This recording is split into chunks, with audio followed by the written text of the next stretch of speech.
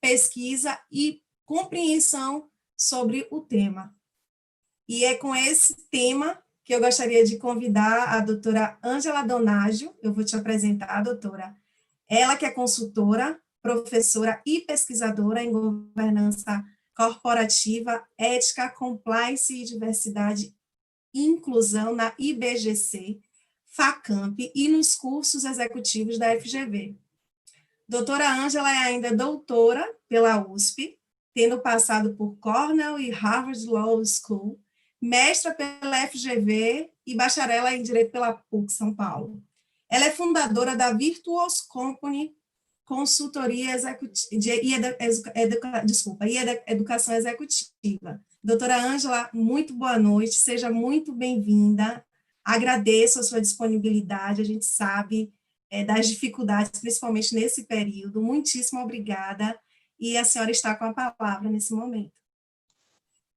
É um prazer estar aqui conversando com vocês. Muito obrigada, doutora Cíntia, obrigada, doutora Luana. Um prazer estar aqui com todos vocês e falando principalmente sobre um tema tão importante, tão caro para mim e tão relevante para a sociedade brasileira, que, se não for a mais desigual do mundo, estamos entre os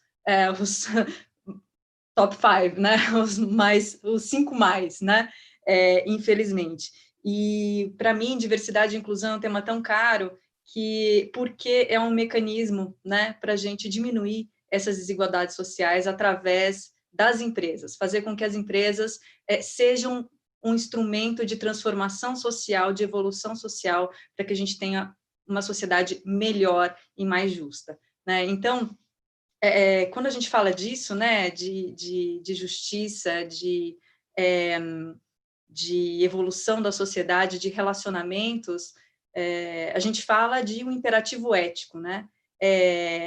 Que é, por exemplo, no caso de gênero, a gente poderia falar de outras diversidades, mas vou focar aqui em gênero, garantir às mulheres que tenham a mesma formação, que tenham o mesmo trabalho, a mesma remuneração, né? Que é algo que é uma luta das mulheres há muitos anos, e ainda estamos, infelizmente, longe de alcançar, né? Em todos os países, isso é um problema, em alguns maior, em outros menor, mas no Brasil a gente tem o fato de que, por exemplo, mulheres brancas ganham 70% do que homens brancos ganham, mulheres negras ganham 60% do que homens brancos ganham para um mesmo trabalho com a mesma formação, o que e deveria ser um motivo de absoluta vergonha para todos nós, e um motivo para as nossas empresas começarem imediatamente a reformularem todos os seus processos de avaliação, de remuneração e etc. E é isso que eu vou começar a falar um pouquinho aqui, vou até marcar o tempo, viu, Luana? Não vou te incomodar com isso, porque eu não pretendo usar mais do que os meus 15 minutos aqui, já estou contando aqui. Mas, enfim, para quem não se convence com esse argumento ético, a gente tem muitas pesquisas que mostram um argumento utilitarista, né, de que boas práticas de diversidade e inclusão, diversidade de gênero, raça, orientação sexual, pessoas com deficiência em geral, que acrescenta que é melhor para um desempenho financeiro, para um engajamento dos colaboradores, para uma maior percepção de credibilidade pela sociedade, né? Especialmente, por exemplo, fidelização de clientes, né? Hoje em dia, a nossa sociedade está cada vez mais diversa e está exigindo cada vez mais diversidade das empresas, né? E também dos escritórios de advocacia. Hoje, os escritórios são questionados por grandes clientes sobre quais são as suas práticas de diversidade e inclusão.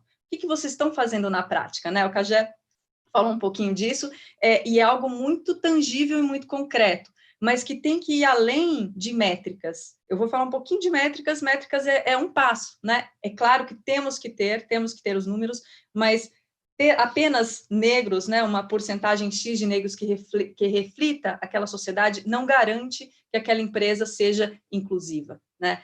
O que garante são os valores, a cultura informal, que é o que a gente chama de cultura inclusiva. Você ter valores, você ter um sistema de valores e um alinhamento entre o sistema informal e o sistema formal de valores, né? Porque muitas empresas e escritórios têm um código maravilhoso de ética e conduta e etc., mas, na prática, o sistema informal é o que impera, né? Muitas vezes o código fica empoeirado e as piadinhas de corredor, sobre o corpo da mulher, objetificando a mulher, sobre o cabelo da mulher negra, sobre o cabelo do homem negro, sobre o jeito de uma pessoa LGBT, o jeito de falar, o jeito, a sua postura, com quem ela sai, com quem ela deixa de sair, enfim.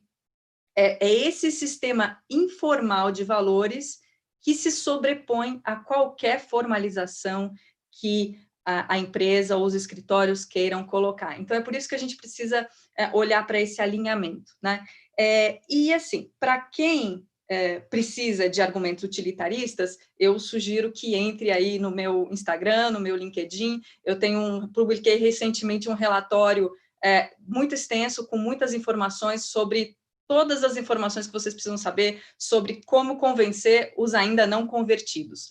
Como aqui estamos falando para convertidos, né, na sua maioria, de que realmente diversidade, só por ser um imperativo ético, já seria absolutamente necessário para a gente evoluir como sociedade. O primeiro passo são 3 passos, né? Em geral, vamos resumir aqui, como eu tenho pouco tempo, são 3 passos. O primeiro, da conscientização.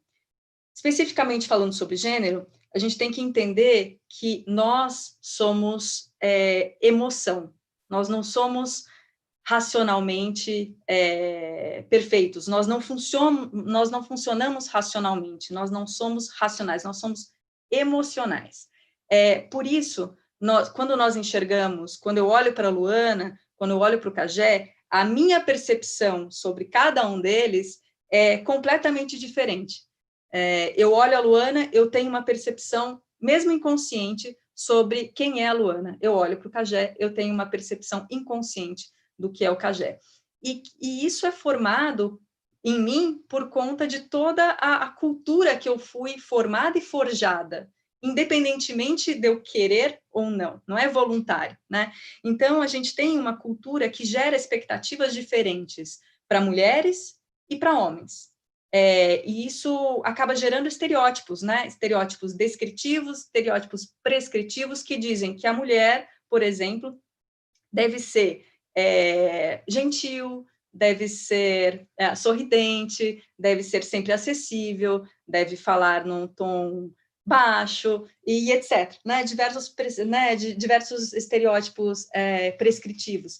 Ao mesmo tempo que diz que mulheres devem cuidar, que é algo que nessa pandemia está sobrecarregando sobremaneira as mulheres que já eram sobrecarregadas, né? O cuidado com a casa, o cuidado com os filhos, o cuidado com a educação deles, o cuidado com pessoas mais velhas, o cuidado, quem está na frente aí, enfermeiras, né? Enfim, o trabalho de cuidado, de alguma forma, foi, nos últimos séculos, direcionado como se fosse algo somente da mulher. E é algo que evolutivamente não é muito factível, porque se nós não cuidássemos uns dos outros, homens e mulheres, quando éramos, né, aí caçadores-coletores e etc., se só uma parte, um gênero cuidasse de outro, a gente não teria chegado até aqui, né? Então, assim, essa consciência foi formada, essa cultura foi formada muito recentemente de que mulheres deveriam cuidar e homens deveriam prover. E isso, por que isso importa? Porque isso afeta a nossa percepção de desempenho em relação às pessoas, afeta a nossa percepção de competência em relação aos profissionais, né? Então, em geral, nós vemos diversos experimentos que mostram que homens e mulheres fazendo exatamente a mesma prova, tendo exatamente os mesmos resultados, homens têm 2 vezes mais chances de serem contratados do que mulheres, simplesmente pelo fato de serem homens. Porque a nossa percepção de desempenho em relação a esses homens é muito maior a despeito do desempenho ser equivalente, né? E aí a gente entra num outro aspecto de vieses, que o desempenho é equivalente entre homens e mulheres, a gente não tem diferenças, né? A gente tem uma curva normal aí, né? Não há diferença. Mas a percepção de confiança é muito maior nos homens. Então, nós temos muito mais, os homens têm muito mais excesso de confiança do que as mulheres, que é percebido pelas pessoas como competência. Então, a gente costuma confundir competência e confiança. E, por isso, muitas vezes, homens que têm uma capacidade, uma competência mediana, são alçados a cargos de liderança, coisa que não deveria acontecer. Né? A maioria das mulheres que chegam a cargos de liderança efetivamente tem uma competência muito além do que a média de homens que chegam a cargos de liderança, justamente por conta desses vieses nossos. Né? Essa conscientização sobre os vieses é muito importante, eu poderia falar aqui só sobre vieses por horas, mas não dá. É importante, principalmente, conscientizar as lideranças. Todos os colaboradores são importantes, mas eu acredito que as lideranças são mais importantes num primeiro momento, por quê? Porque, primeiro, as lideranças, como o próprio Cagé mencionou, não são diversas, né, no nosso país, muito pelo contrário, então, a maioria, esmagadora maioria, homens, brancos, héteros e sem deficiência, né? Mas se a gente conseguir o apoio e o comprometimento e a conscientização dessas lideranças em relação tanto à sua responsabilidade quanto aos seus vieses, a gente vai conseguir que elas tenham atitudes inclusivas, a gente vai conseguir que elas sejam modelos a serem replicados, né? Porque o modelo da liderança, ele é um efeito cascata, né? Ele pode gerar um ciclo virtuoso, se for um modelo inclusivo, respeitoso, também pode gerar um ciclo vicioso de lideranças tóxicas na empresa. Então, se você pode ter um caso, por exemplo, de assédio de um colaborador, que pode existir, deve ser, enfim, deve ter todo o procedimento e etc. Se você tem um caso de assédio moral, sexual, que seja por parte de uma liderança, isso tem um efeito negativo que invade toda a organização e mostra que aquilo é o normal, que aquilo é permitido, que aquilo é possível, e você vai objetificando as pessoas, principalmente os grupos minorizados, mulheres, negros, negras, público LGBT e etc. Né? Então, a importância das lideranças é essa, né, de replicar modelos, de mostrar o que é o certo a se fazer, por isso a responsabilidade é ainda maior, e também de criar e refletir sobre sistemas de promoção, remuneração, que efetivamente consigam diferenciar competência de confiança, para que a gente efetivamente tenha uma promoção, uma seleção por competência. E que a gente invista em uma cultura inclusiva, né? Que é aquilo que eu falei sobre o alinhamento entre o sistema formal e o informal. Não adianta você ter um código de conduta lindíssimo se você não tem na prática, se você tem piadas, né? Entre aspas, não são piadas, são violência, racistas, se você tem piadas machistas, se você tem comentários homofóbicos, etc.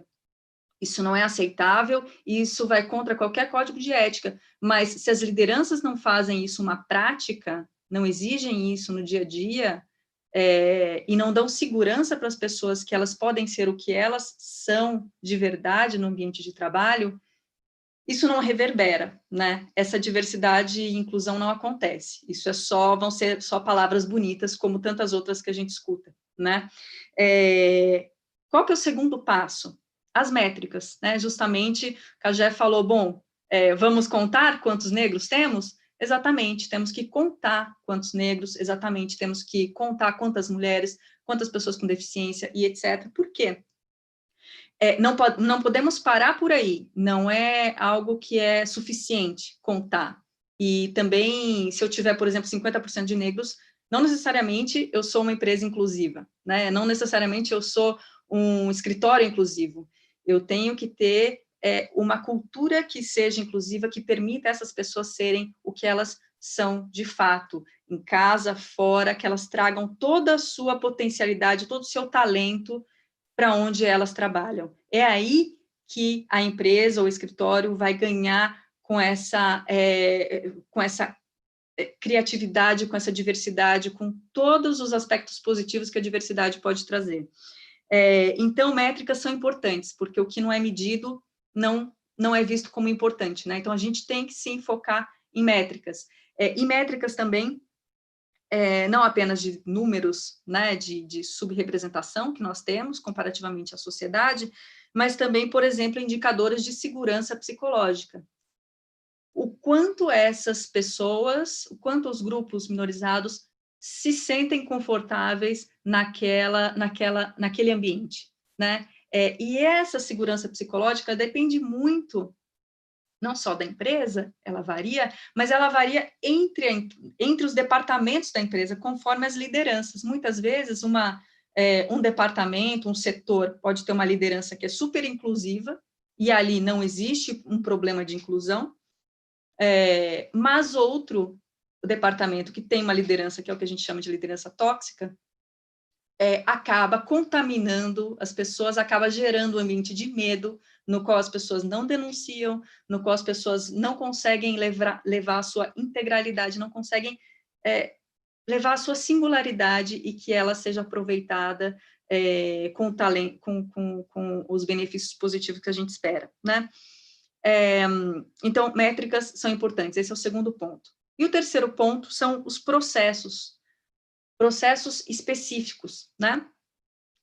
Se mesmo com uma avaliação objetiva entre homens e mulheres, além de interseccionalidades de mulheres negras, né, e mulheres lésbicas e etc., né, a gente tem esses problemas objetivos de avaliação, de que homens, né, são 2 vezes mais propensos a ser contratados com o mesmo resultado.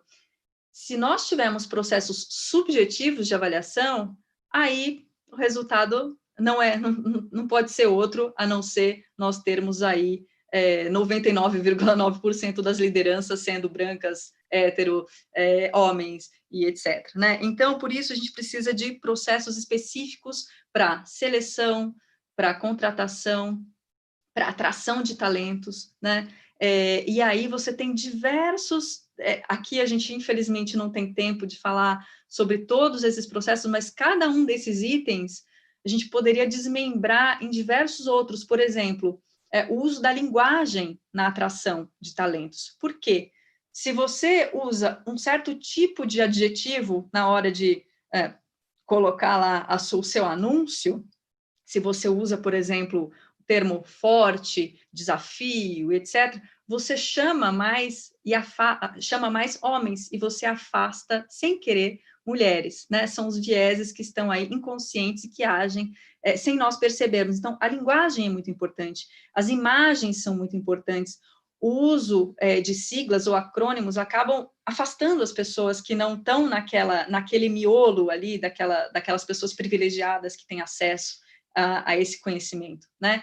Então, pensar em formas de fazer entrevistas estruturadas, com análise objetiva, com cartas de intenções, com o máximo de análise às cegas, de seleção às cegas possível, com embaralhamento de respostas, a gente faz diversas formas para fazer com que não sejam identificáveis as respostas, né, das pessoas num processo efetivamente objetivo e que avalia com diversidade e inclusão. Então, todos esses processos de avaliação e de promoção, de seleção, de atração de talentos, são muito importantes para que efetivamente a gente consiga ter a integralidade dos talentos brasileiros representadas nas nossas empresas, nos nossos escritórios, né?